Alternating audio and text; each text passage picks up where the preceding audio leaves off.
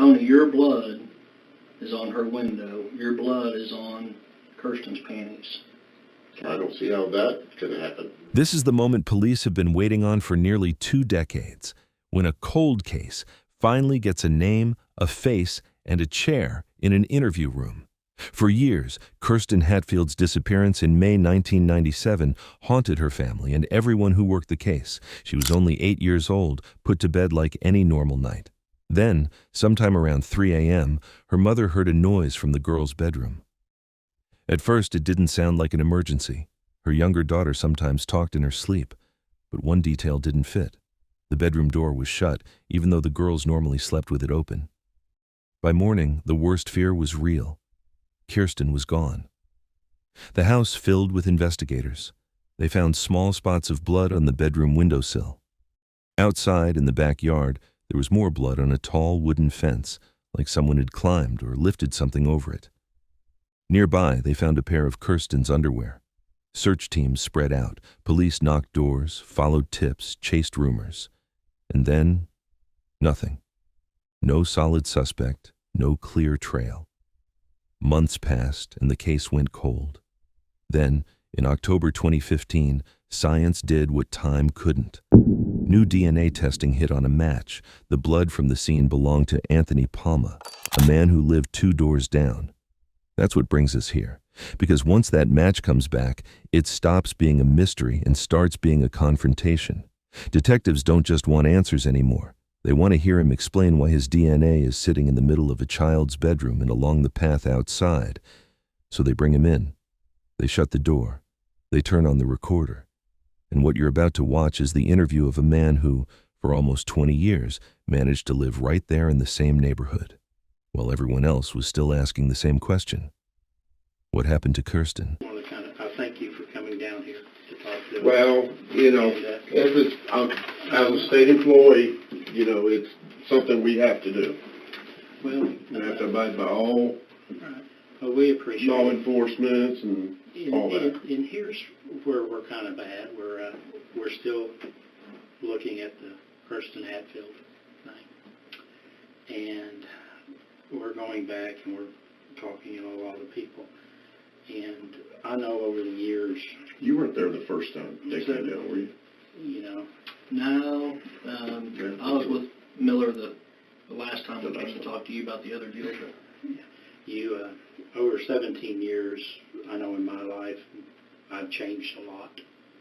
And so we wanted to talk to you about if you can kind of tell me 17 years ago how your life was, how that neighborhood was, what was going on in that neighborhood. I know I've read some of the reports that from the interviews before, and how it appears to me that they call you Uncle Tony around there because you care about the kids. You were feeding some of the kids. Yeah. And Basically, when I lived there was a bunch of older people. That was like not no retirement place, but most of the people in that area were old retirees. Yeah. And, you know, I like doing stuff all the time. You know, I was always outside, and if somebody's working on their vehicle, got to go be busybody, hey, you know, and help them, or somebody's washing machine was broke down. And older people, you know, they can't, older people, you know, can't do stuff. And I've always been mechanically inclined, you know, where I could figure stuff out, you know, or help them move this, or, you know, just, I've always been, I don't know about friendly, but neighborly. Right. And that being my first home, Right. you know, I tried to make it where that neighborhood was my home. Yeah. Well, did you help any of the kids over there? Well, when feed them pizza? Yeah, there's always, that's Your my pet. Kool-Aid house? Well, I don't know about Kool-Aid. That's always been my pet peeve, is I grew up hungry. You know, and there's a lot of kids hungry. Yeah. You know, and I don't like that. Mm-hmm. I mean, not where I'd go out of my way, hey, you hungry? But I mean, you see kids, you're over there eating something, and they're just, you know, you see them draw it, here, take it. I can't stand that. Yeah. And I'm like that now. I got 2 damn kids in my house, grown boys, One, he says that when he was at his house, he didn't eat from Monday to Friday till he got to my house. Wow. You know, that's one of those stories I want to turn my phone off so people. Yeah. These detectives have one of the toughest jobs there is, because this crime didn't happen yesterday. It happened a long time ago. Memories fade, details get messy, and the truth gets harder to pull out. So to get anywhere, they need one thing from the suspect: cooperation. They need him talking, they need him explaining, they need him committing to a story. But pay attention to what he's already showing them. He's not some good guy who just happened to be around kids. He's using a predator's playbook, hiding behind a helpful role, acting like a safe adult so he can get closer to children without raising alarms. Before we get started here, Tony, let me go ahead and I want to read you your Miranda warning, okay? You have the right to remain silent. Anything you say can and will be used against you in a court of law. You have the right to talk to a lawyer and have him present with you while you're being questioned. If you cannot afford to hire a lawyer, one will be appointed to represent you before any questioning if you wish one. And if you decide to make a statement, you can stop at any time. And do you understand each of those rights I've explained to you? Having those rights in mind, do you wish to talk to us? Yes. Okay. As my partner, Lander said, we're still working on the Hatfield case, okay? And there's some things that we want to go back over with you. We try to be as thorough as we can be on cases like this, and I'd like to go back initially over some of what you've already talked to Detective Miller about in the past. I wasn't there. I'm kind of up to speed on some of it, but my understanding is when Kirsten disappeared, you were still living there at 1104, correct?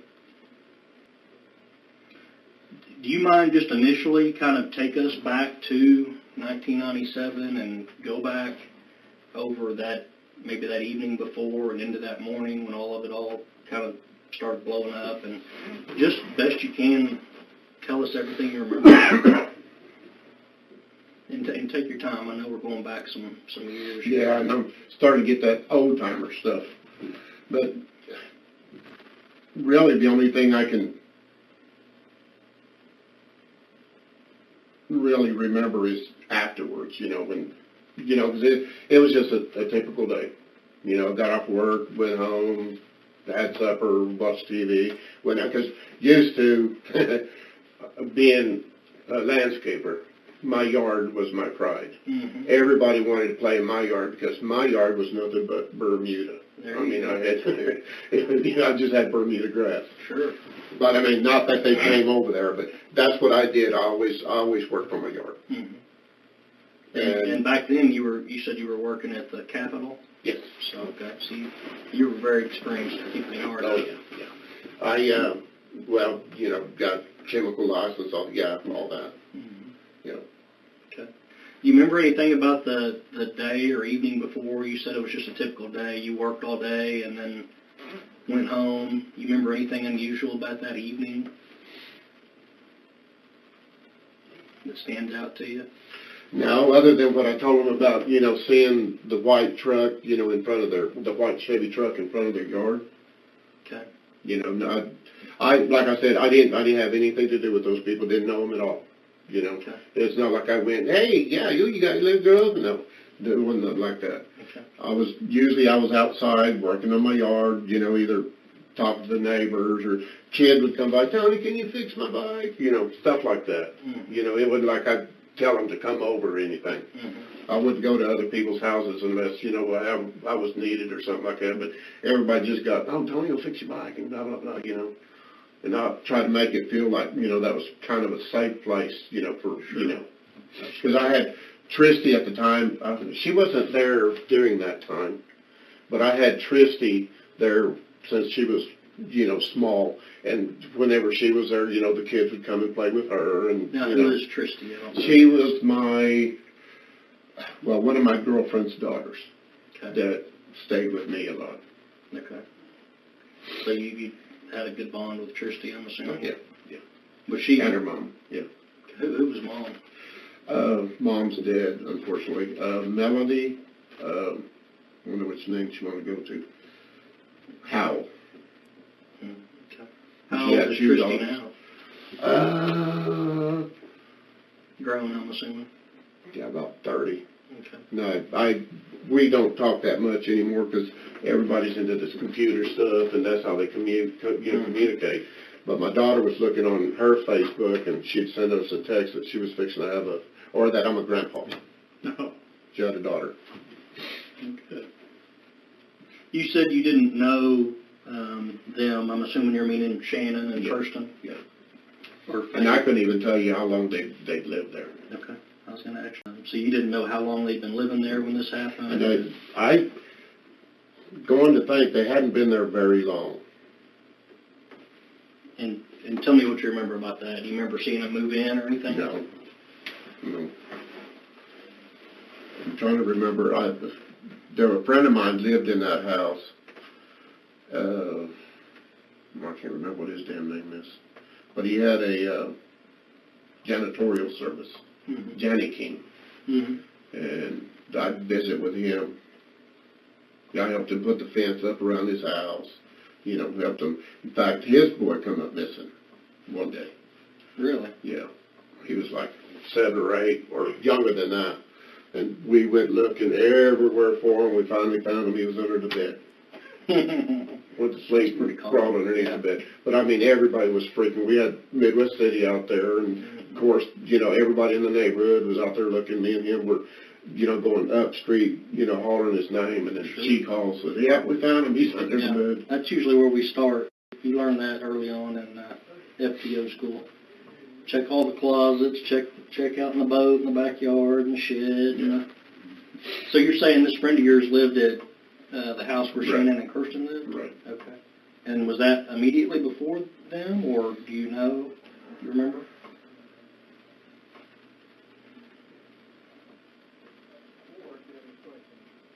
I don't remember, to tell you the truth. Okay. And I don't remember if after he moved out, if there had been somebody in that house before they did or what. I don't remember. You remember that guy's name?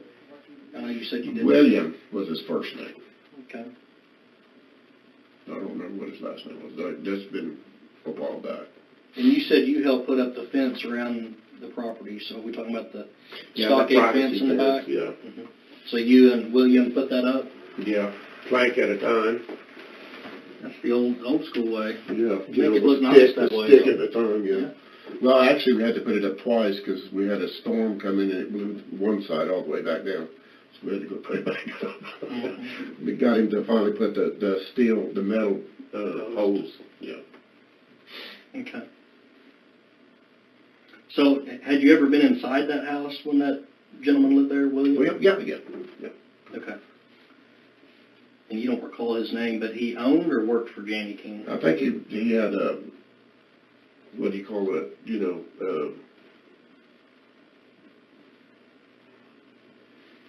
anyway, yeah. A janitorial service? Yeah, it was a janitorial service, but, you can have a piece of that company, but you still be the company that you're involved in. Franchise. There we go.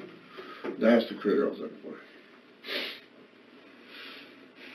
So you never, I'm assuming you probably saw Shannon and Kirsten running around the neighborhood and so forth. To tell you the truth, until that happened, I think I seen the kid one time. She was playing with Crystal that lived up the street.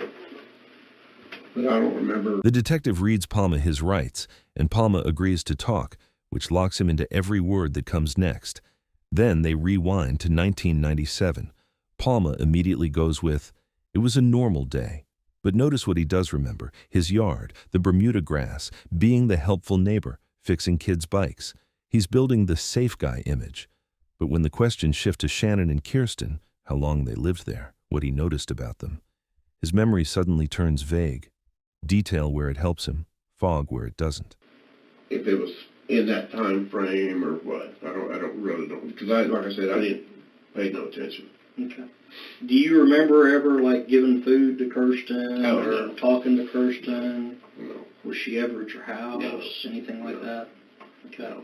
And do you remember? I'm actually a leery guy until people start coming around. I'm not just oh yeah, we'll be your friend. No, not like that. Yeah. But I didn't know. I didn't have didn't pay attention to, who all was there or who they were, things like that in my world just fall in place. We accidentally meet. Oh, okay. Yeah, no, I know you, Right. then, but no, never, never.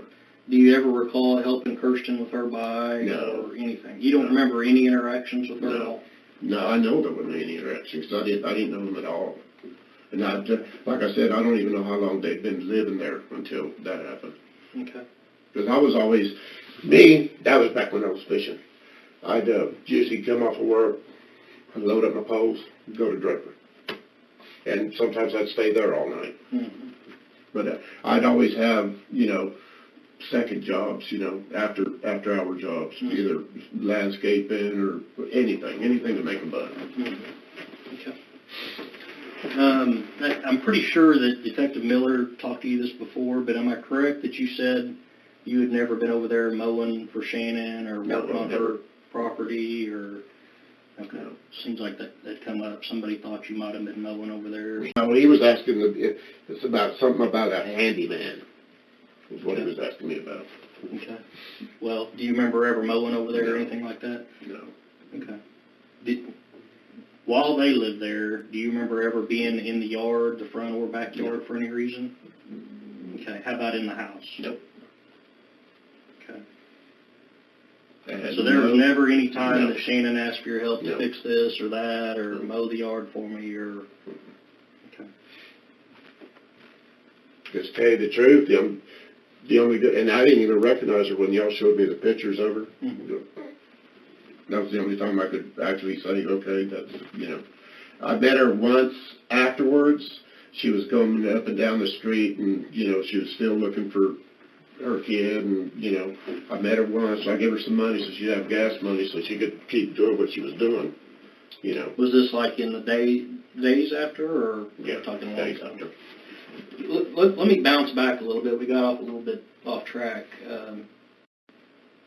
I was kind of having you go back over what you remembered through the night, and I read over the FBI notes that they took when they talked to you. I guess there was some information about you hearing dogs barking. Yeah, I had a dog in the backyard. His name was Dog. About 3 or 4 o'clock in the morning, he went to raising hell. So I just, believe it or not, in my neighborhood, we still got skunks and possums and stuff like that, plus other dogs, Mm-hmm. So I don't know why that woke me up, but because I usually didn't wake up, and usually he's out inside anyway. But it woke me up, and he was barking at that back fence, at our back fence. But at the time, as you walk out my back door, I had an old apricot tree. So unless you went out there, you couldn't see. And I just hollered at him because, thinking it was another dog, because there was always, and traffic, there was human traffic back there. But usually it was other dogs, yeah. There was other dogs or cats, and there's always animals through there. So I just, I really didn't think nothing about it. I just hollered at him, and he came in, and I went back to bed. So you actually let him back into the Yeah. house? Yeah. So you opened, your back door, I'm assuming, and let him in? Did you go investigate? No. Did you look down the alley? No. Anything like that? No, because usually in the past, whenever I did, that's what it was either another dog or people use that alleyway, to get through. Why, I don't know, because, I don't know where you'd be going other than from house to house, but there was always, not always, but there was traffic. Okay. And speaking of the alleyway, did you have any kind of a gate or anything that went out to it? So you didn't have access to it through your backyard? No. I think that'd be ideal to be able to go out into the alley and you could back a trailer up, and it just seems like everybody had a gate. Well, the house next door to me didn't have a fence. So whenever I weed eated or, did whatever, because I always weed eated, 2 foot around from my fence, next door, and then that alleyway, which the alleyway was... Because I read your statement, you said you saw... Palma made a lot of mistakes right out of the gate. First, he claimed he'd never even been in their yard. That sounds like a clean denial, but it actually makes his situation worse, because if his DNA is there, he now has almost no innocent way to explain it. And notice the way he talks about Kirsten. He tries to keep her at arm's length, like, not her. I didn't really know her. But in the same breath, he admits the other kids were around there all the time.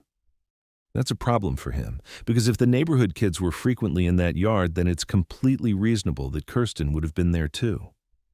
So his attempt to distance himself doesn't really hold up. It just makes his story feel selective, like he's picking what to admit and what to deny. Which gate was that? Gated door. Yeah.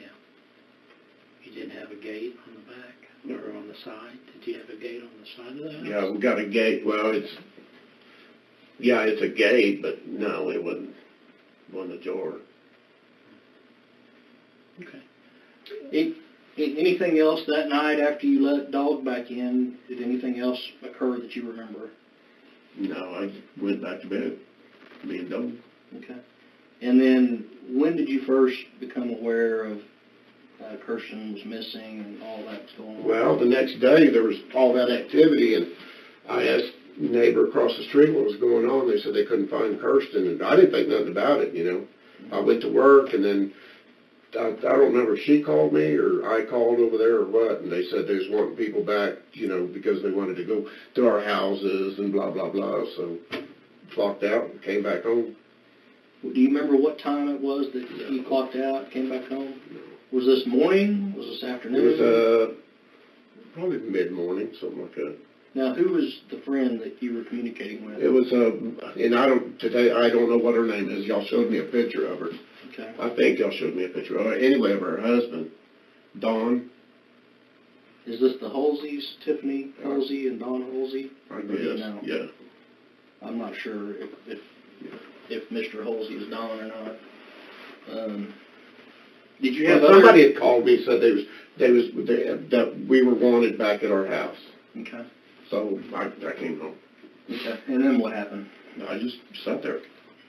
Did any of our officers or the FBI or anybody come by? It was an FBI, you know. Okay. He came in, took statements, you know, walked through the house and, you know, wanted to go in the backyard and, you know, because I had a shed back there. He wanted to look in the shed and... Okay. So he did look through the house and look through the shed? Yeah. You probably don't remember who that was, I'm sure. No. Okay. And was he just asking you general questions about Kirsten, and did you know her, have you seen her, that kind of thing, or? Basically. Did you write out a statement for him, or was it just a conversation? I thought he wrote out a statement. Okay. But he asked me if he'd come in, he wanted, you know, asked me what I knew, which at the time really wasn't anything. He said they was going through canvassing the neighborhood and, yeah. You know, asking everybody and, yeah. So yeah.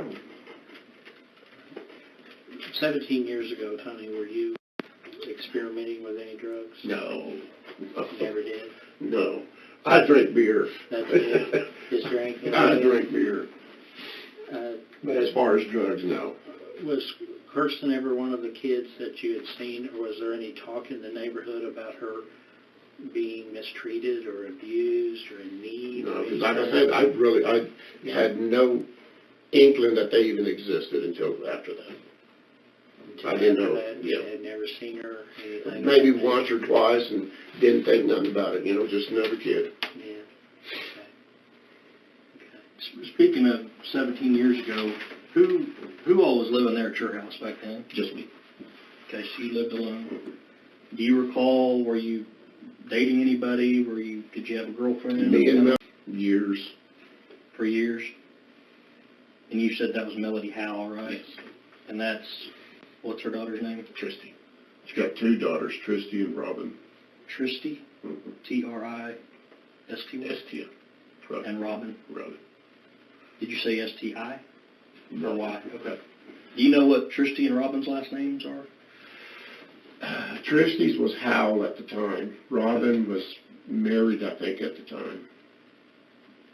So she was going for something different. Would Melody come stay the night with you sometime? Oh. That kind of thing? Okay.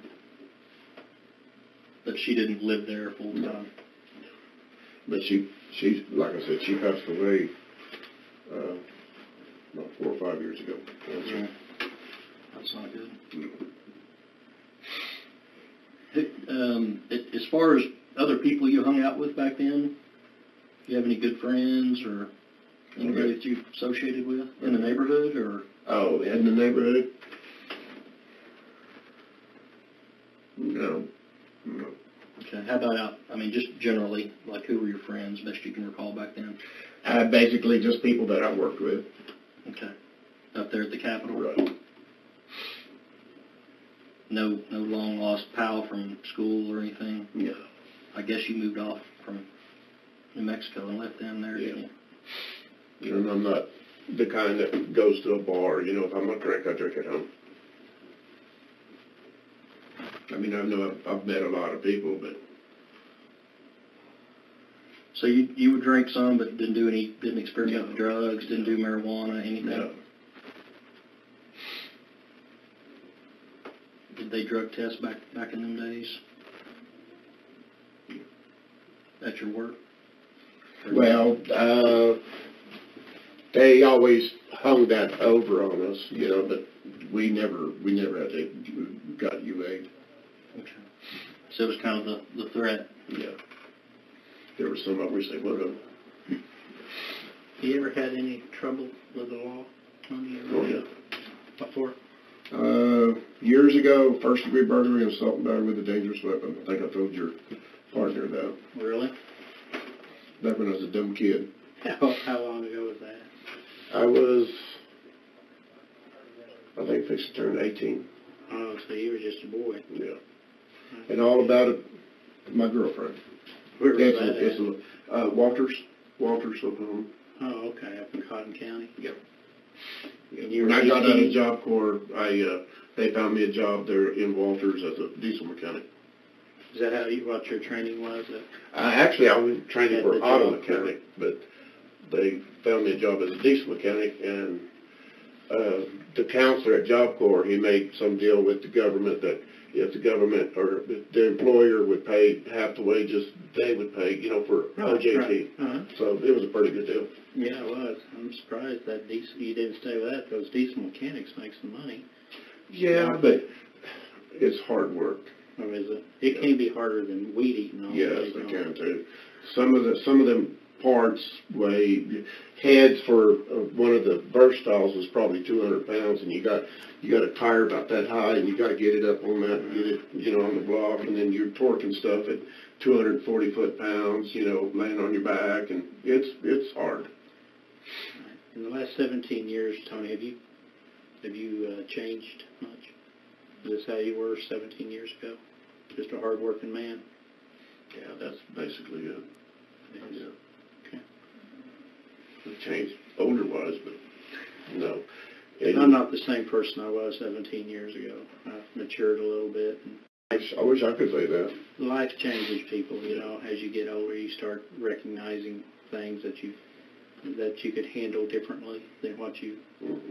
If you had it to do over again, you'd change. You know, I can truly say that. That's the thing. We can't ever change it. No, you can't change what happened, but sometimes you can make things better. I remember a few years ago, I went to my high school reunion, and I seen a kid that, honestly, I just tormented to death. I made his, and I was able to find him. Now the detectives switch gears and go with a more emotional approach. They're going to lean on guilt, empathy, and pressure, trying to get him to crack and finally admit what happened. They'll talk about the family, they'll talk about closure, they'll paint the picture of what that little girl went through and what her loved ones have lived with ever since.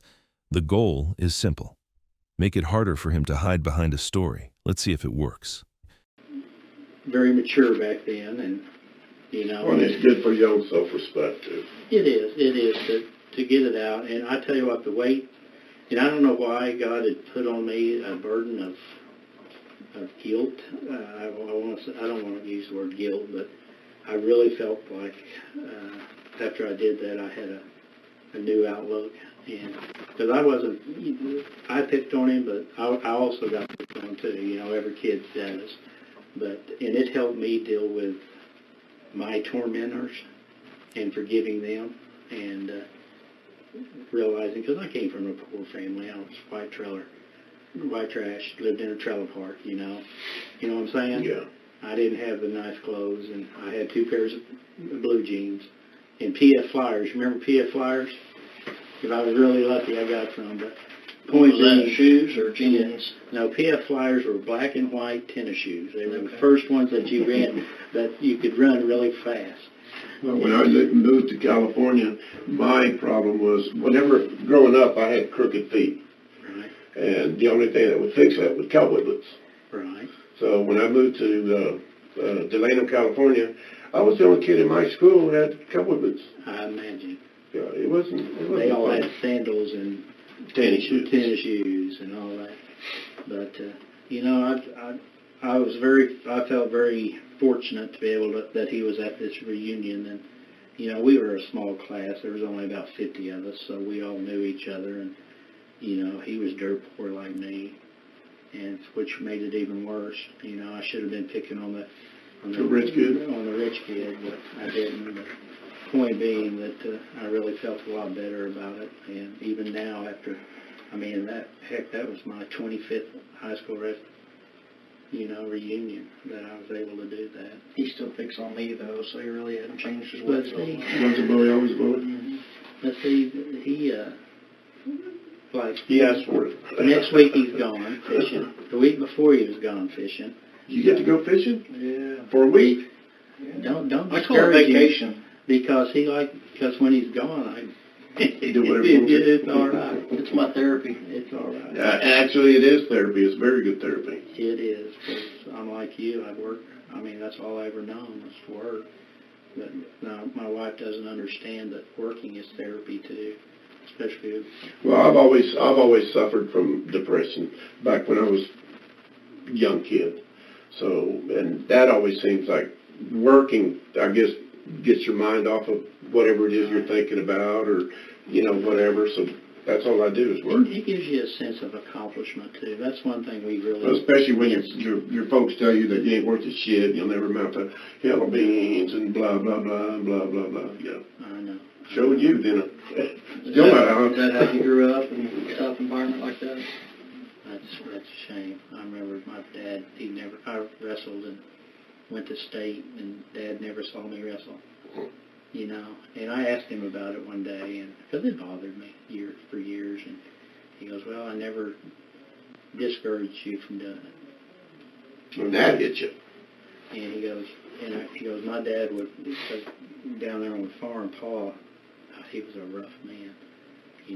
He would browbeat those boys. So Dad has progressed to, he's better than his father. Hopefully I'm better than my father was as far as encouraging. Yeah, but that telling you that he didn't discourage you, what for? You ain't gonna be worth a damn. Yeah, Blah blah blah blah. Don't. That's wrong. Been there, done that. Yeah. And that affects you. Yeah. That stays with you for life. I'm always on my boy because my grandson's the greatest thing that walks the face of the earth. And I'm always on him, hey, you're too hard on that boy, you're too hard on that boy, you're too hard on him. So hopefully he's a better father than I am. He is. So, but I was very fortunate to get some things off my chest over the years. And as I get older, my dad has even talked to me about things that he has wished he had redone, Yeah, I think everybody has. The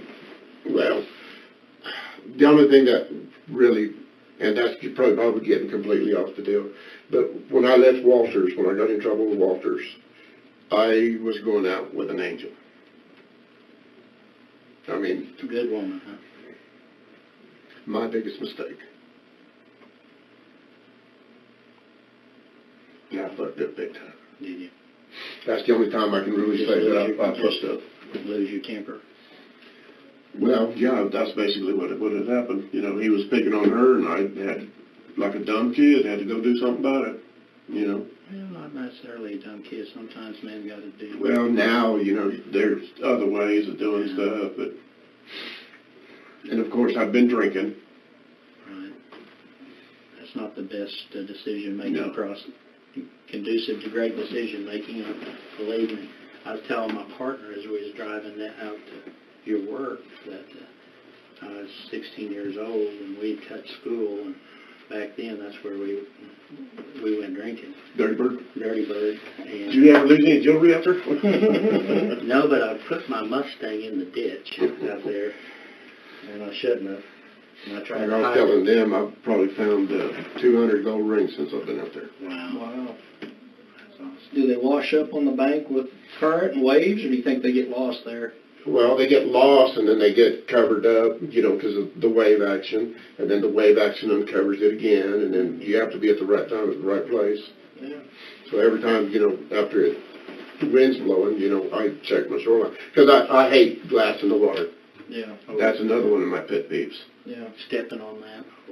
Yeah. Well, the first month I was there, I was out at Turkey Pass picking up trash, and people were in from out of state.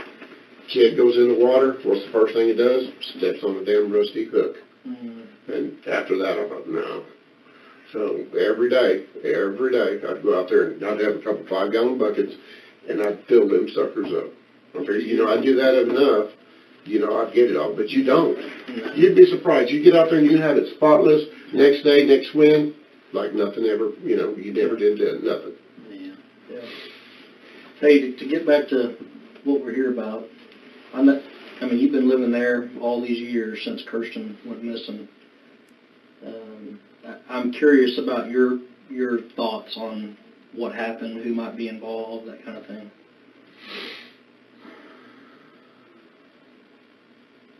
I don't know, to tell you the truth. Like I said, I didn't know him. But the one thing that's always bothered me, that she left, the mom. Mm-hmm. She went to Jones, I guess, with her dad or something like that. You couldn't have got me off out of my house. I know, what if she comes back, or, what if somebody makes a call, or, something like that. There was no way I'd left that house.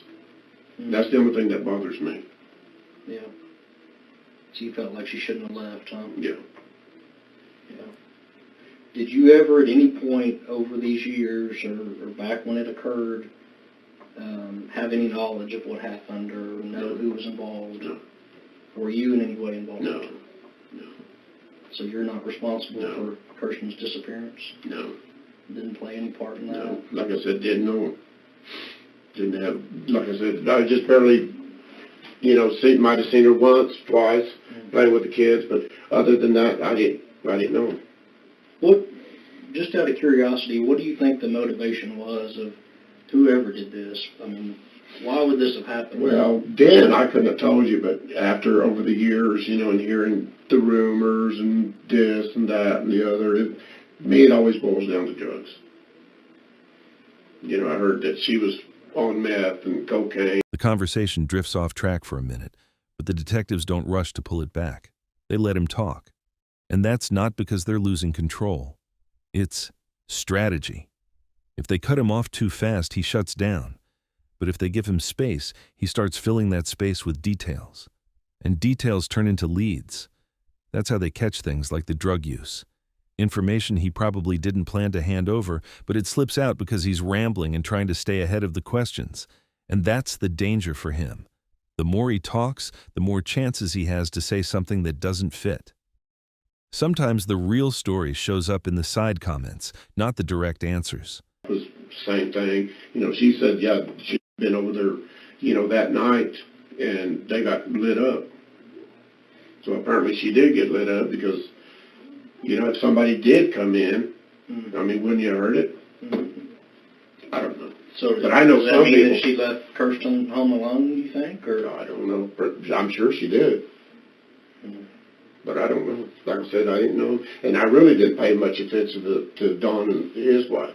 It's just... now, where did they live? I'm pretty sure kind of that's catty all corner this. for me.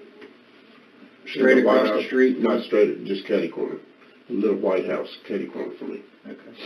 And they had 2 or 3 kids, and I'd come home one day, I was rewarding myself. I did something, and I was stopped at Kentucky Fried Chicken, got me a family pack of chicken. I was going to go down. And the kids, whenever I walked up, they was just, the way they were eyeballing me, like they hadn't ate nothing. They were, really, if you'd have seen them, you'd have thought that too, because, they were skinny. So I got me a piece of chicken, I was chewing on it, and they just, You want some chicken? Yeah. Is that all right if they can have this? Yeah. So I just gave it the whole damn thing. Yeah. That's good. Because no, it's not, no, it's something everybody ought to do. When you got kids that are, you know. Yeah. And I know he was a welder by trade, but he, you know, talking to him a time or two, you know, things weren't going right for him, and, you know, he didn't have money and all that. So, yeah, I didn't have a problem, you know. Who are we talking about? Was a welder? Don? Okay. From looking back over the history, I understood that Shannon's brother, I guess, stayed with you for a short time. Aaron. Aaron. Yeah, Aaron. Tell us about that. How did that happen? And He was in the neighborhood, you know, he's apparently looking for, you know, his niece. Mm-hmm. So I'm out there one day and he stops and he talks, you know anything, and blah, blah, blah, you know, and we just got to talking, and, you know, he's living in a damn, you know, under a bridge, and dude, you know, I found out already that night that he'd been locked up, you know, so he wasn't a suspect in my book. So, yeah, I opened my house to him, you know, if you ain't got no, because I did that for anybody, you know. So he needed a place to stay. There's a couch, you know, you can trash here for a couple days and, you know, try to do what you got to do to, you know, right. Figure out what happened to your niece. Because, I mean, to me, that's, like y'all, that's serious. Sure, absolutely. That's a serious How long after Kirsten went missing did this happen? Was it like the same week? Was it probably in the same week. in the same week? Yeah. And then I can't verify that because, like I said, that's been a while. Oh, yeah. But, yeah, it was probably about in the same week. How long did Aaron stay there with you? Just a couple of days, and then, you know, he'd go off, and then he'd come back, and then I wound up having to just tell him he couldn't come back because he was on meth too. At the time, didn't know it. And I say too because you've heard that Shannon was using drugs too. I mean, I don't know for a fact, but that's what I heard. And I'll just say this: if you ever partied with them, if you knew they were doing drugs or witnessed it, just tell us that. No, no. We're not. No, I don't. No. Like I said, and y'all know, you got people that do drugs, you got people that drink, and you don't do drink, and you don't, you know, I drink. Yeah. But no, I never partied with them. And I never partied with Don and his wife. Okay. Now, did you know Aaron at all before? No. So you'd never met him, never talked to him before either? Did he ever confide in you anything about the case or anything about Just Shannon? he couldn't clear his sister. Those words will always, you know, I can't, it's the way he said it. Mm-hmm. I can't clear my sister. So he was suspicious of Shannon, huh? Did he ever give you any real factual information that would be beneficial to the case? No, like I said, I'm here on my own free will. If I had any information, yeah, I'd give it to you. Because that'd be the same thing if something were to happen to my daughter. My God, yeah. I don't know how she does it. I mean, if she's innocent, God bless her soul. I don't know how she does it because I just thinking about it. What would I do if my daughter come up missing? Oh, yeah. And she's my world. That's all I've got. My old lady can go to hell, but my kid, that's no. Yeah. Yeah, I agree. That's not me in jail because I'd be carrying Midwest City. It's hard to imagine. We've talked a lot about kind of the background. I want to kind of talk to you about some new information that's developed in this case, okay? As you know, Detective Miller got some buccal swabs from you a couple months back or whenever it was. There was a reason for that, okay? And we collected DNA samples from lots of people. But we had resubmitted some evidence from the case and got a DNA hit, okay? The reason those buccal swabs were being collected was we were trying to find the person responsible. Okay. We talked about, had you ever been in the backyard? Had you ever been in the house? All those things. And you said you hadn't. Not while they were there, no. Okay. Well, I don't believe you, Oh. Tony. I don't think you're telling the whole truth, okay? your DNA is in the backyard. Now the detectives bring out the DNA, and this is where Palma's earlier lie comes back to haunt him. Because he didn't just say, "I don't remember," or "I was around sometimes." He flat out claimed he'd never been in their yard at all. And that's a huge mistake. If he had played it smarter, he could have gone with an easy cover story, something like doing yard work, cutting through, helping with a small job. After all these years, it's the kind of detail that's hard for anyone to clearly confirm or deny. But he didn't do that. He locked himself into a hard position. I was never there. So now, with DNA pointing to that exact place, he's trapped. He's not just explaining evidence anymore. He's explaining why he lied in the first place. And that's the moment detectives love. Because once a suspect is caught in a clean lie, every other part of their story starts looking shaky. The morning that she was discovered missing, okay? And on her window, and on the panties she'd been wearing the night before that were recovered in the backyard. No, not me, because I was out, no. Yeah, that's the truth. I find it far-fetched, but no.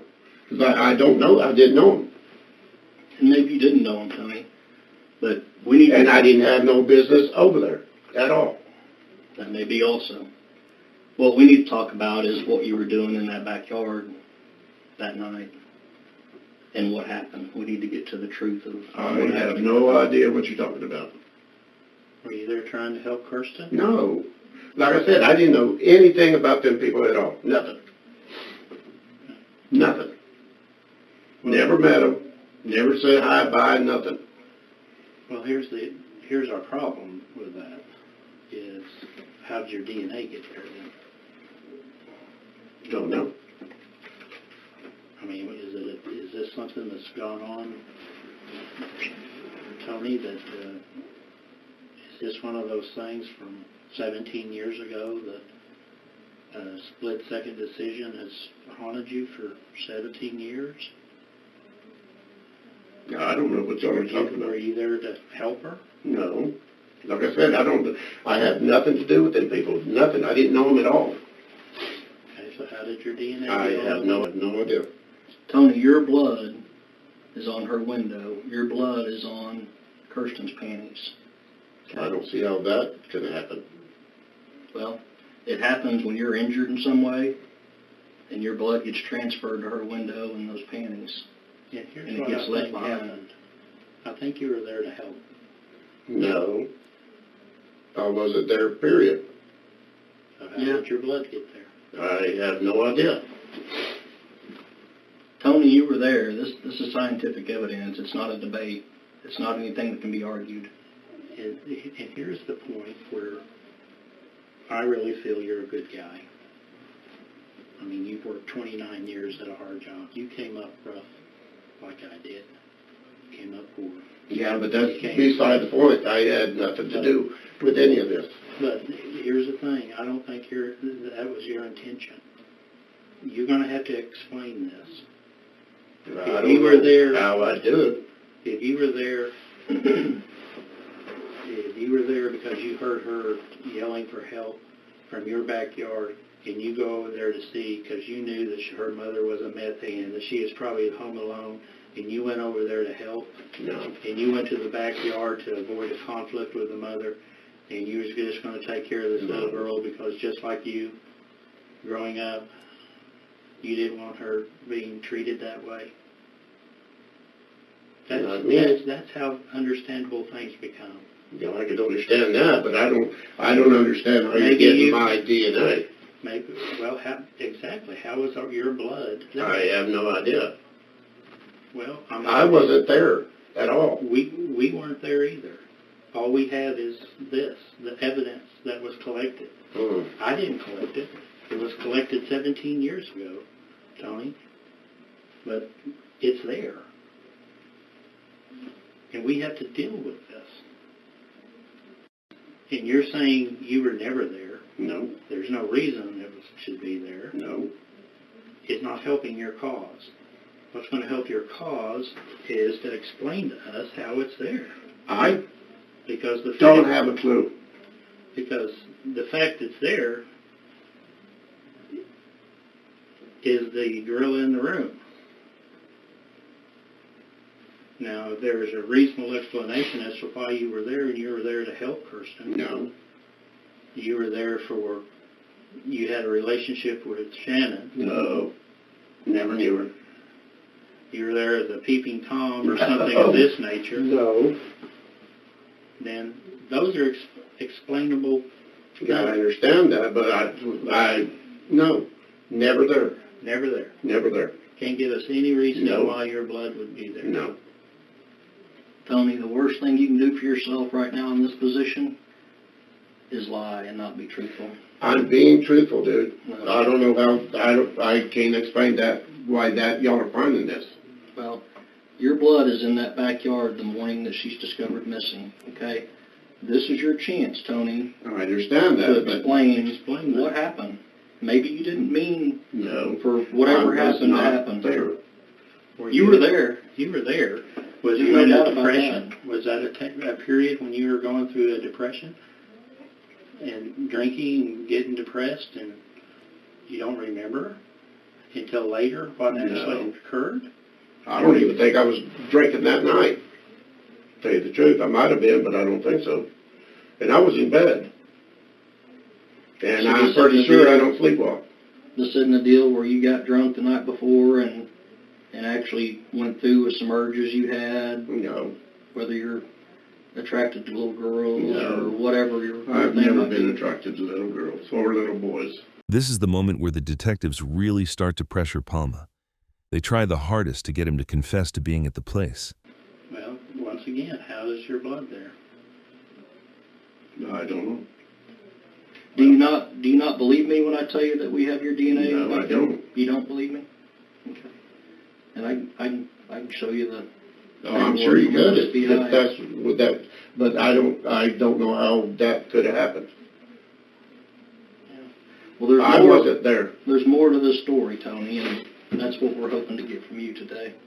And this is your opportunity to be truthful and to take responsibility for whatever happened. Yeah, if I was responsible, that'd be different.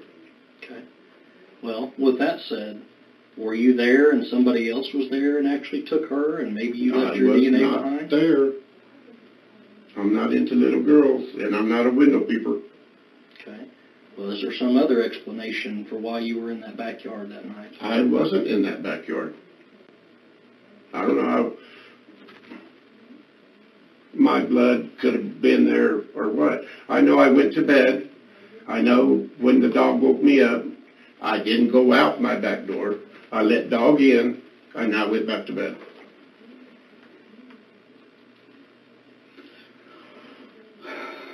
Well, Tony, I don't know how to impress upon you any more than we've got the physical evidence there. And we have to deal with that, Tony. We really do. And we have to get to a point where we can explain that. I understand that. Well, help me do that. I wish I could. I don't know what y'all are talking about. Okay. I don't sleepwalk.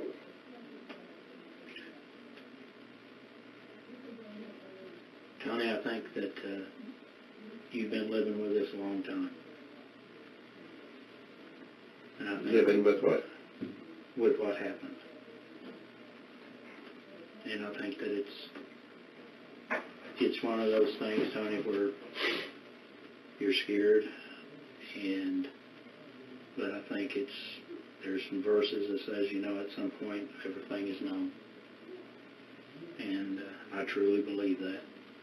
And one of these days that you're going to have to come to realize that. And I think that your best bet is simply tell the truth. I've been telling the truth. Okay. Well, unfortunately, what you're telling me doesn't align with any of the physical evidence that we have. And unless there's a huge conspiracy to the FBI and the OSBI and our officers from 17 years ago to frame you, we have to explain this. And I really think you need to talk about it, because I think that's the best thing for you to do is simply tell us the truth. I think you're going to feel better about it. You're going to have a weight lifted off your shoulders. I have no idea what you're talking about. Okay, you got somebody's blood, but not mine. I was not there. Okay. Not that night, not the night before, not the night after. Going with them? No, I wouldn't do that. So how do we explain your blood?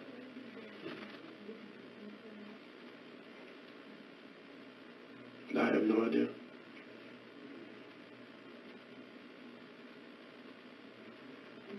Well, the blood's going to have to be explained, Tony. It's going to have to be. Yeah, I mean, And I'm trying to go in my head how anything, but whenever she was living there, I didn't go there. I was there when William was there. Yeah. And even then, I don't see how I'd cut myself on a window. Yeah. I don't know. I wasn't there, brother. I don't know either. Okay. Well, I'm telling you that the physical evidence is going to have to be explained. I think that you made a mistake, and I think you've lived with us a long time, and I believe that your depression issues and things, and the way you were raised, and the abuse that you took as a child, I've never been that depressed. that has something to do with it. I really do. This is our OSBI results. I kind of, no disrespect, I get the impression maybe you don't believe me when I told you what I told you. So I want to just bring you the copy directly from OSBI, and we've highlighted it here for you, okay?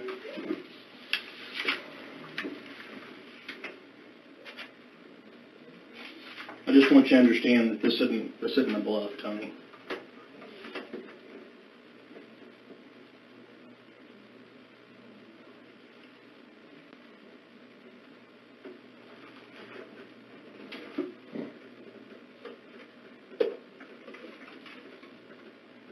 You see those odds?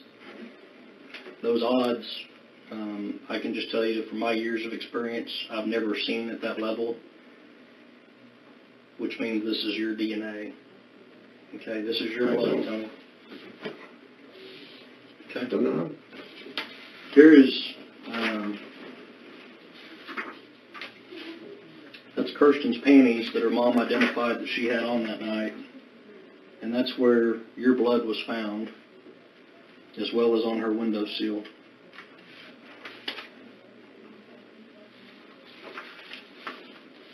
So this isn't just and just so you'll know, we also located some blood on the fence picket, and it's still out for testing. But I suspect that there's a good chance that'll come back to you. I can't explain it. Now the detective stops playing nice and brings out the hard proof, the kind of evidence Palma keeps pretending doesn't exist. And this is the part Palma can't talk his way around. If his DNA showed up only outside, he might try to explain it away. He could claim he walked through the yard, touched a fence, brushed past something, anything that sounds remotely possible after all these years. But that's not what they have. They're telling him the DNA is tied directly to Kirsten's underwear, and not just on the outside. It's on the panties, and it's inside. That's not casual contact. That's not, I was near the house once. That's intimate, direct, and it puts him right where he swore he'd never been. So the lie collapses, and the stakes change. Because at this point, it's not about whether the detectives can connect him to the scene. They already did. Now it's about whether Palma is going to keep denying reality, or finally explain how his DNA ended up there. So we know for a fact it's your blood. And of course, Tony, I don't have to tell you that when these panties are identified as Kirsten's, And Mom says, yeah, she was wearing those the night before. And the next morning at dawn, your blood is found in them at the back fence of the property. I mean, if you're in my position as the detective, what does that tell you? Don't look good for me. No. It doesn't. And I just want to plead with you to be honest. I want to be honest. I want and you to I'm be doing honest. honest. No. I don't. Tony, I think this has gone on for so many years and has been unsolved, as you well know, for a long, long time. And I'm sure you've told people countless times, I had nothing to do with it, I don't know anything about it, et cetera, et cetera. But this isn't the time to keep saying the same old routine, because this isn't going away. You get what I'm saying? Yeah. I mean, this is scientific evidence, Tony. That's your DNA. That's your cells from your body. Tell me what happened. How did you get injured? I'm trying to figure it out myself. What all this? I mean, you were in some way injured for your blood to be on her window and for your blood to be in her panties. What I want to know from you, was there some kind of a dispute between you and Kirsten? I had no dealings with those people. Didn't know nothing about them. I believe at that. all. I believe that.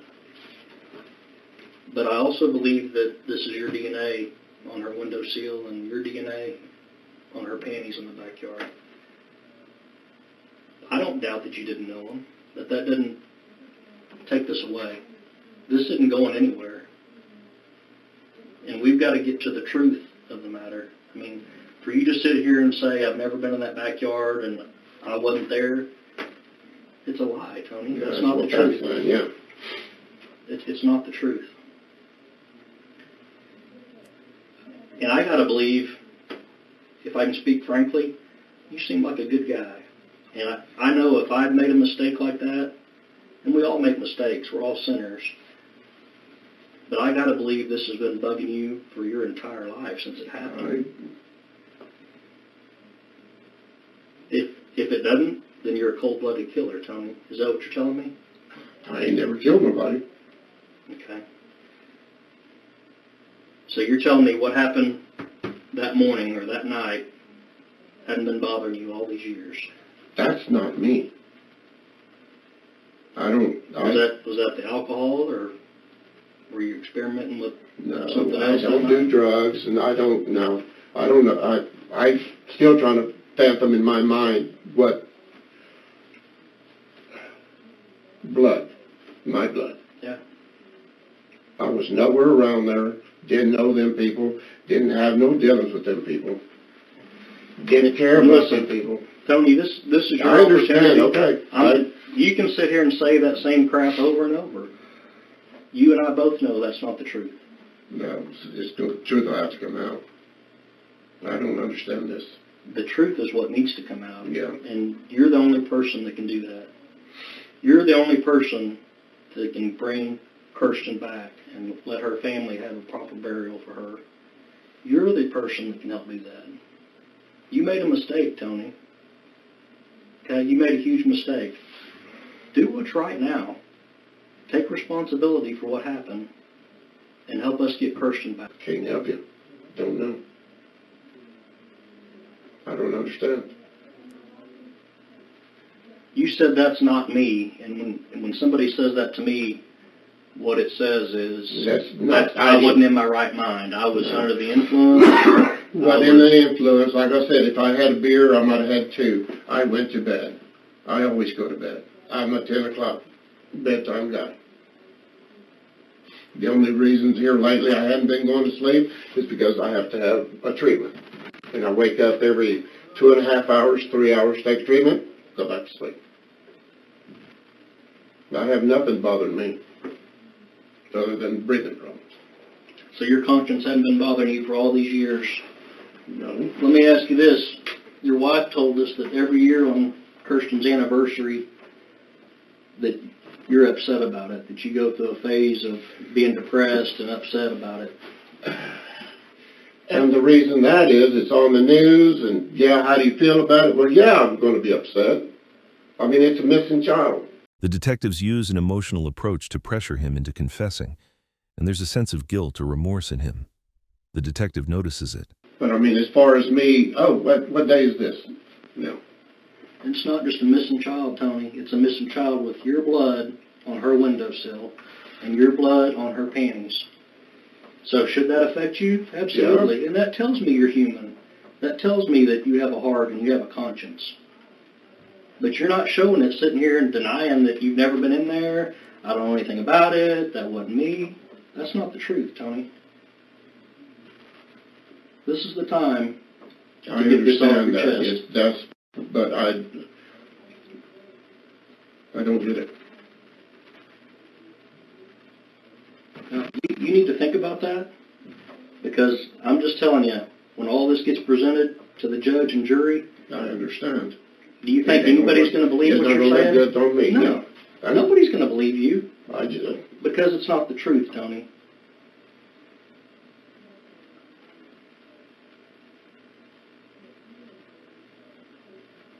If you want to carry it to your grave and not do what's right, that's on you. But you need to think about what you're doing, because right now, these decisions you're making... How's my damn blood or me, because I was not there. And I know in that night I was in my sane mind.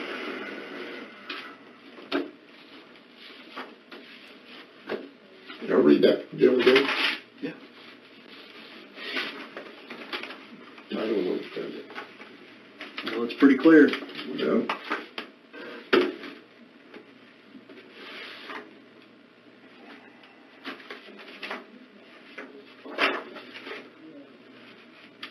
You know how big sexting is?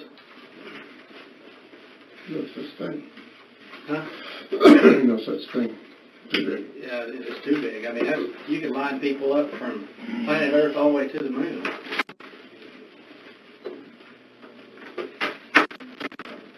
You remember me, don't you? I mean, I've been working on this case for 2 years. Here, look at me real quick. I've been working on this for 2 years. I've got a little girl that's about her age, Kirsten's age at the time.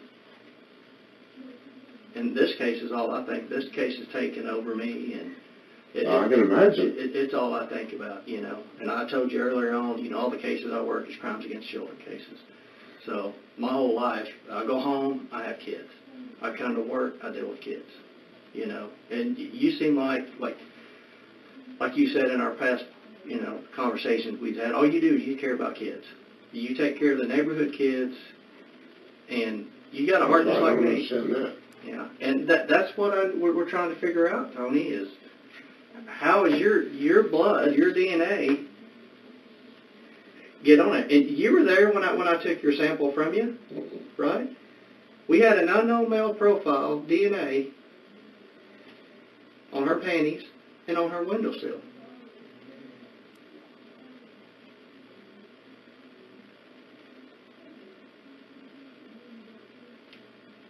It don't make no sense to me. All I'm concerned about is where's she at, Tony? And I'm sure. Where's she at? Help me find her. I mean, we got pictures of windowsills and of the windowsill that day. You know, we go right down the line with all these pictures. You know, you say, oh,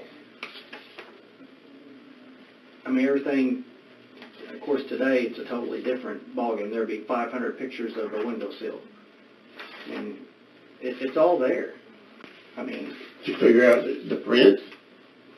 Yeah, those were kids' prints there.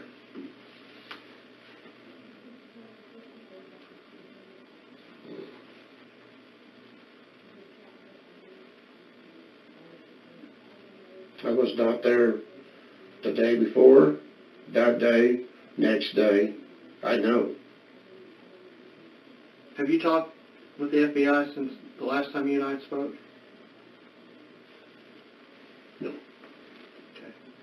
What all have you done for the FBI? Have you taken a polygraph? Have you been to their office? The only time I was talked to the FBI was when they were in my house. Okay. But you never taken a polygraph or anything like that. Didn't we ask you about a polygraph when I spoke with you last? I don't think we did. Well, with the Tristy deal, Okay. Oh, that's right. You did take a polygraph with that. 2 of them.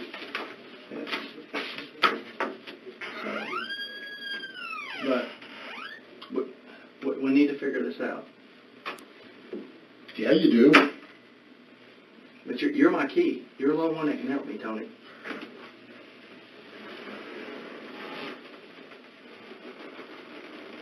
I want you to help me. If I could, I would, because it's making me look real bad. Well, yeah. Well, I'm not going to browbeat you. I'm not going to be mean or anything, but I need the truth. I understand. I need the truth, too. I need to find her. I need to find Kirsten. Help me find her.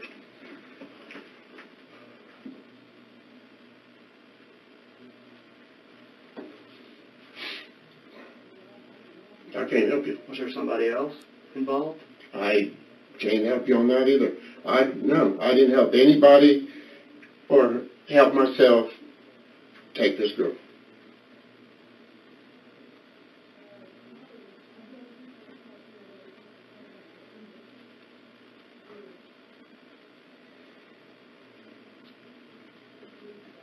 Then how do you explain the blood? I don't. Well, I can't. Let me see your arm. You have a scar on your arm. What happened there? I was picking up a toilet bowl and it cracked When was that? last year. Hey, I don't mean to be rude. I'm Major David Huff. Hi. I'm pretty much these guys' boss. The guys have been out there kind of talking to me about the interview.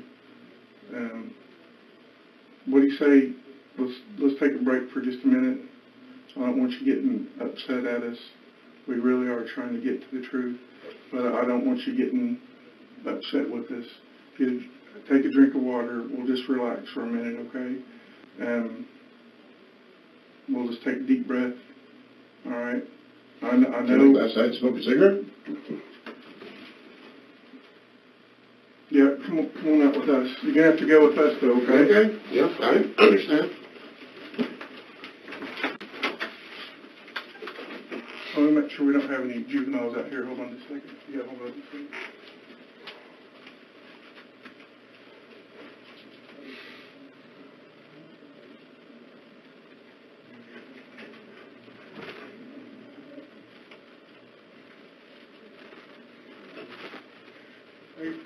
Hey, we got juveniles and stuff out here. I normally don't do it. I'll let you smoke in here. That's cool. I normally don't do that. Okay. Yeah. There's some kids around here. Hey, man, you're fine. We normally don't let people do this, but I know you're I stressed. know it's against the law anymore. Well, I know you're stressed, so we're going to allow it.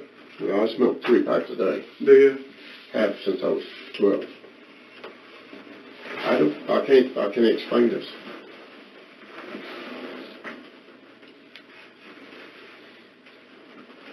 And the only thing that I'm thinking right now is, I'm being set up because we want to close this case. That's the only thing that's coming in my head right now.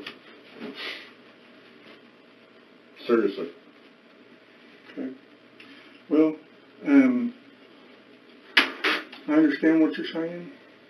I'm going to be honest with you. When this first stuff, first came out, the DNA, I want you to understand how it works, because not everybody does this, so it wouldn't be uncommon for you not to know. The normal person that doesn't do police work doesn't know. The DNA that we got off of these panties, that was taken all the way back when it happened, okay? And it was put into a container where we could keep it indefinitely, all right? It's been there ever since the FBI took it. When they were helping us, it was there, okay?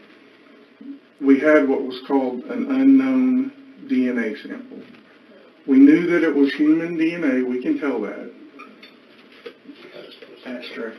Oh, yeah, thanks. We knew that it was human DNA, okay? And we knew it was human DNA from a male. We can know that. What we don't know, when we got it back then, we didn't know the name attached to it. We didn't know whose DNA that was, okay? When the FBI and Detective Miller went out and got those swabs, okay, they got them from a bunch of people, all right? You being one of them. Then it was tested against a sample that was taken off the windowsill and off of the panties, which, by the way, I don't know if they told you this or not, but also has Kirsten's DNA on it. Because little kids, they do a little pee-pee in their pants and skid marks. So her DNA's on it, your DNA's on it, and it's also on the windowsill. That was all done way back when this all happened. It's just now that the DNA results have come back. And I don't know if they told you this. You seem like an intelligent man. So to help you comprehend when we're talking about when we say we know this to be a fact, the number sextillion, what this is saying, if you take a 1 and you put 21 zeros behind it, Yeah, it's it's yours. Anybody in the world, any scientist is going to say that that is your blood. The detective makes sure Palma understands that the DNA can't be a mistake. It's a proven fact, and there's no escaping it. Obviously, when we have a case like this, we're not going to, Mr. Palmer, we're not going to lay out everything that we know and everything we have. That's just not the way it works. It'd be counterproductive. We're not going to do it. There's more than this, but we want to try to get you to digest one thing at a time. Now, having said that, do we know all the circumstances surrounding what happened that night? We don't. Only God, the person who did it, and Kirsten probably know that. But I'm going to tell you this. We do know that Kirsten was wearing those that night. We do know that your blood's on there and her DNA's on there. And that is just an absolute fact. Right. Yeah, I understand that. And I tell you, just listening and talking to you, 17, 18 years now has passed. I'm going on my 25th year here. I worked every case you could probably imagine. So is Detective Miller, like he was telling you. We're not brilliant men by any stretch of the imagination, but when it comes to this stuff, we're pretty darn smart. And this is what it boils down to. This much time can pass, and if something horrible happens in your life that you don't want to remember, you can put it in a little box and put it out here and try to keep it away from you. It happens. I've had to put horrible things that have happened in my life and put it in a little box out here and just hope that it goes away and that pray that one day it doesn't come out, because I've seen some terrible things. I can imagine. And here's what I think, and what I think may not matter to you, but it's from the heart. This is what I think. I think that you're not an evil person. I don't think you're an evil person. I've heard about your work history. I know all that stuff. I know you're a dependable person, a hardworking man. I think on this one night, this one time, for whatever reason, that some demon inside you made a mistake. The fact is there. Here's how we look at it. I'm about to retire. I know he told you he's got a young daughter. We want to know where this baby's at. We want to know where she's at. Sure. I can't help you.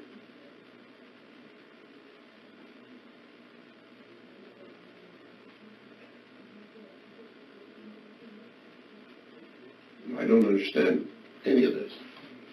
Can I ask you something? Sure. Why did you tell your wife that the FBI had given you a polygraph and you passed? She just told us that you said that.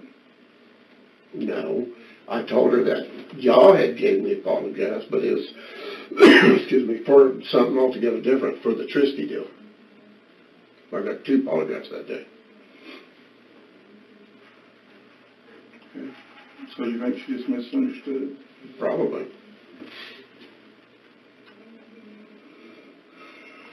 I told her the FBI was in my house. They shut my house down, garage, shed, all that.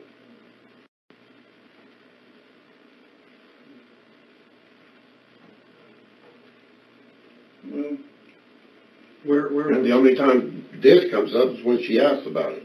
And it's usually at the anniversary because there's newspaper people or television people are knocking on the door. Do you still live here? Do you know? Blah, blah, blah. And that's it.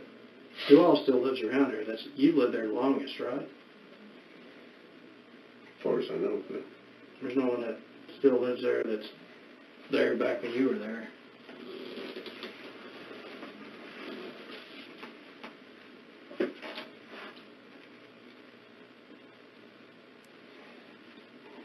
Well, Tony, we need your help. you have another one? I do. I smoke 3 packs a day. Unfortunately for me. And if I could help you, I would help you. Well, But I don't like sitting in this situation. I don't like This don't look good for me at all. No. And I've done research on, what happened when you was in Walters and stuff like that, and I've listened to part of the interview, here this morning, and is there a chance that maybe you blacked out and did it? That you went over there and did something? You said something about you don't think you sleepwalk. No. I'm just going through scenarios. Okay, I mean, And that was kind of being sarcastic.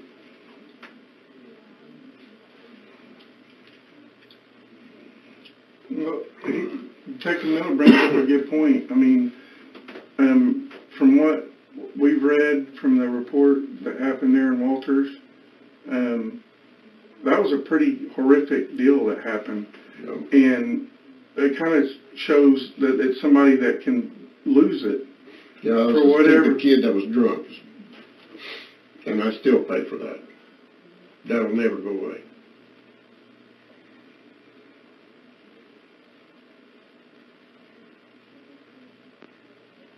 Well, what it comes down to is this. We've had a lot of people in this room and interviewed a lot of people about stuff similar to this, unfortunately. And there's 2 kinds of people we deal with. There's the people that, when we present the evidence that we've got, and they know that they've been found out, they stand up and take some type of responsibility and move on, or they deny it. And to me, that's the folks that are really evil. And I just didn't get the feeling that was you. But I guess I could be wrong. It wouldn't be the first time. I can't explain it.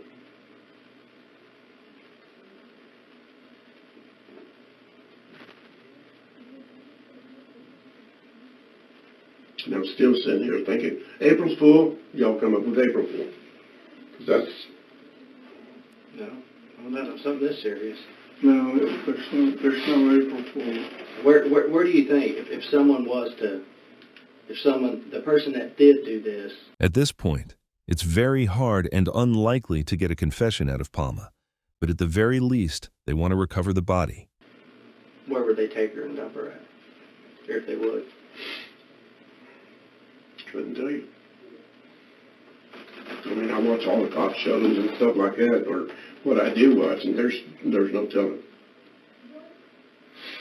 So you bring up cop shows, so I'm sure My wife likes cop shows. yeah, you've watched a lot of CSI. stuff like that. Yeah. So, and most of the classes and all the research and stuff I've done with, missing children, where they're usually located at, they're located, where the suspect lives 2 doors down, 3 doors down, or in the same neighborhood.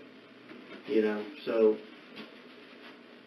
I mean, you've hit the profile, your past history shows that, but That's another strike against me. no, but like I said, people change, Tony. People change. You talk about your home life, how you grew up. I grew up with a single mom that raised 9 kids by herself,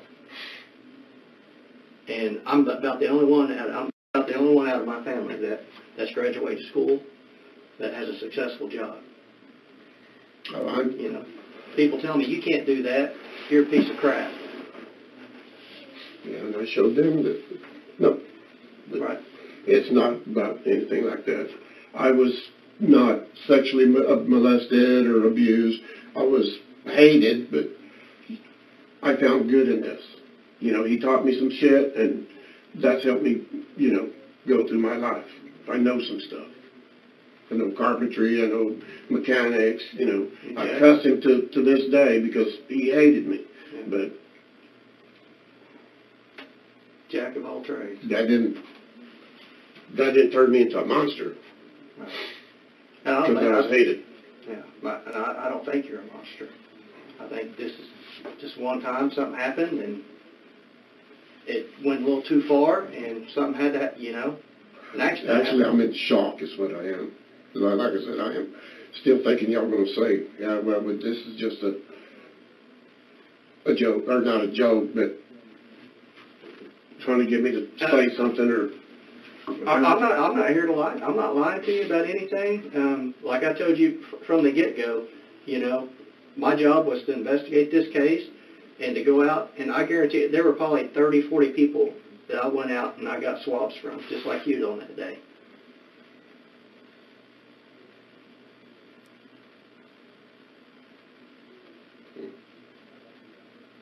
I'm in shock. I don't know what to say.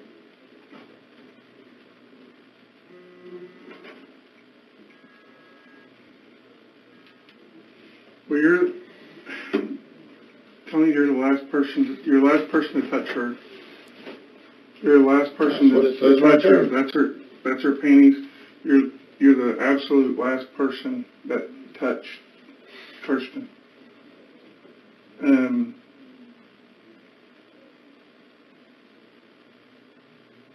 That with other things that we have and that we know and that we've learned, I mean, I'm going to be honest with you. This guy especially has been pushing to allow him to be able to talk to you and try to make some sense about it and give you an opportunity to tell the truth. I was kind of against it, to be honest with you, because you don't get that kind of scientific evidence every day. That is absolutely the most astronomical thing that you could imagine. It's about like every grain of sand on the whole planet Earth, or the odds that it's not you that were the last person that touched her panties. That was the last person that went through that window. The odds they're incomprehensible.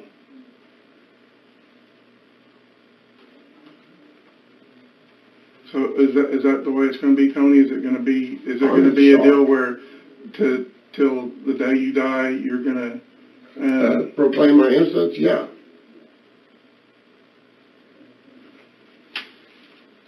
I mean, well, that's it all right there. Well, I can tell you this. Well, that's fair enough. I'm not going to argue with you or get into a battle with you. I can tell you this.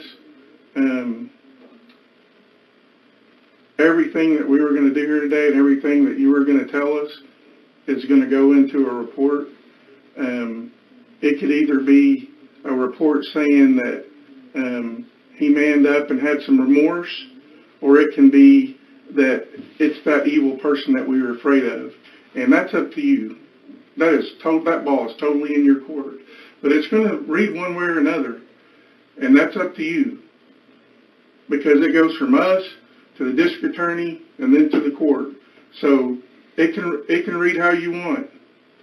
But giving you this opportunity, that was this gentleman's idea. And I gave him that opportunity. And I'll be able to go home and sleep tight tonight knowing that I gave you that shot. And if you don't want to take that shot, then that's fine. I can't force you to, Tony. All we want is the truth, and all we want is to finally be able to let a mother bury her child. That's what we want, properly.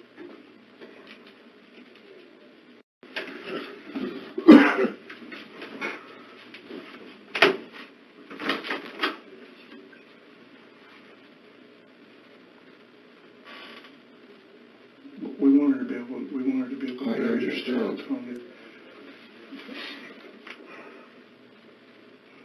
I know you already think I'm guilty, but I know I'm not. So I don't know what else to tell you. Well, Tony, I'm still in shock. I know you're in shock. It doesn't Tony, compute. because it's been 17 years and you thought it was over. That's why you're in shock. No, what I'm in shock about is you got my blood. Yeah. How's that possible?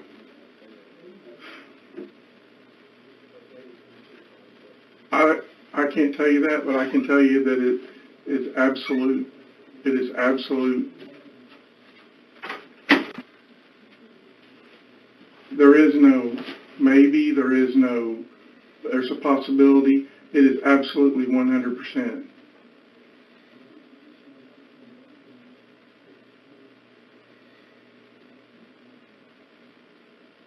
Hey, do you want to take a break, give him some time to think about what we talked about?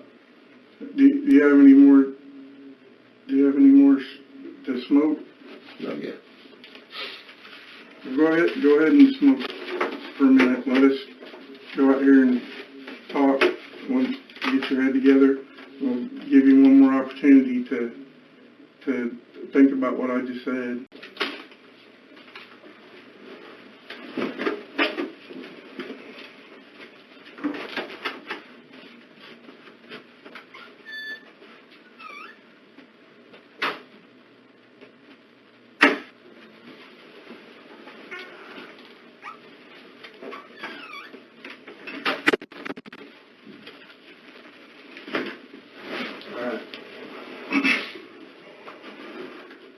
Ask you again.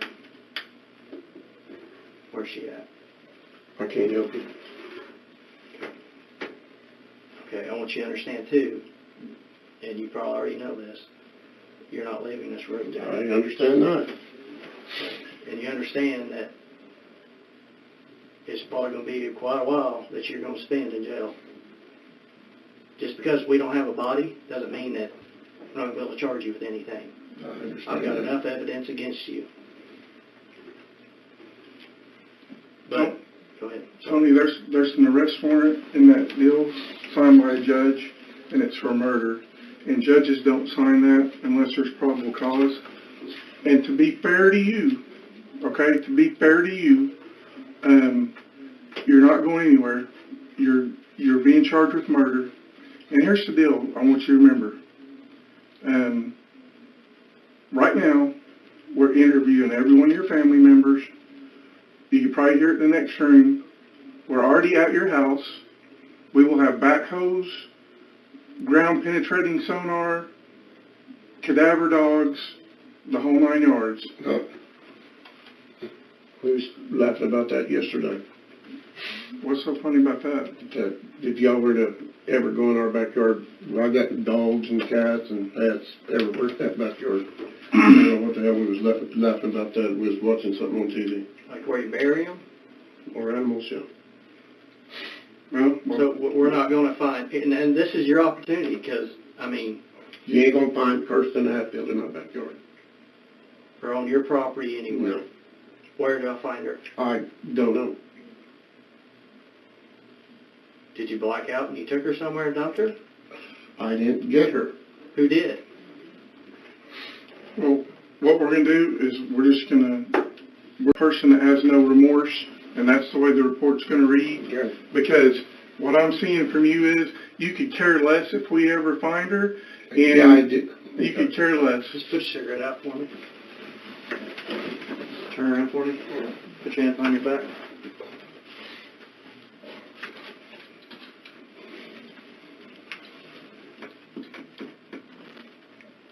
Relax. You're under arrest for murder, kidnapped Kirsten Hatfield.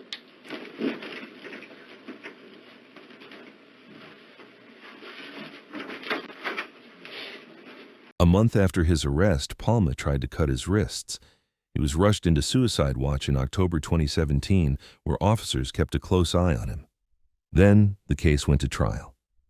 In January 2019, a jury found Palma guilty, and the judge sentenced him to life in prison without the possibility of parole. But he didn't live out that sentence. Later, Palma was found dead in his prison cell. Investigators said he had been strangled and beaten to death by his cellmate, an outcome that can happen when someone is locked up for crimes involving children.